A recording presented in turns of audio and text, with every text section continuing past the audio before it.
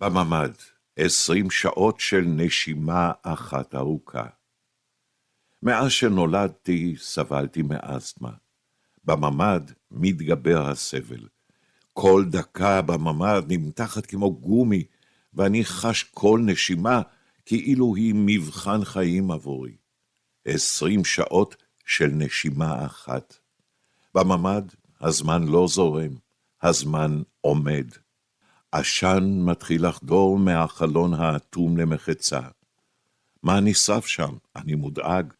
העשן חונק. אני מנסה לנשום, אבל כל שאיפה כואבת בחזה. הלב פועם כמו מנוע ישן שמסרב להפסיק לפעול, למרות שהדלק אזל. אני מתאמץ לשאוף אוויר. בקושי נכנס אוויר לריאות. פתאום אני ממש רואה את המוות מתקרב. החמצן במוח ובריאות מתחיל להיגמר. אני מתחיל להזות ולחשוב על מוות. אני מרגיש שכמעט אני נגמר. אנחנו כבר 18 שעות בממ"ד. אני הוזה. אף אחד לא בא לחלץ אותנו. אני נחנק. אני כמעט מת מחנק בממ"ד. למרות הרגשת החנק הגוברת מרגע לרגע, אני לא פותח את הדלת למען משפחתי האהובה. כי סיגל והילדות חשובות לי יותר מהכל, גם יותר חשובות מהחיים שלי. עוד רגע קשה. אין לנו מה לנשום, אין לי חמצן לנשום. אם ארדם, אני לא אתעורר, אבל אני לא יכול למות. זו המחשבה היחידה שמחזיקה אותי. אסור לי למות. אז אני אשאר בחיים ויהי מה.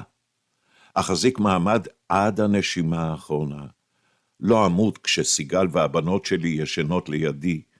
לא כשיש להן אבא אחד ויחיד בעולם הזה שמגן עליהן. אבל ברגע מסוים אני נכנע. מפסיק להילחם בנשימה. עוצם עיניים.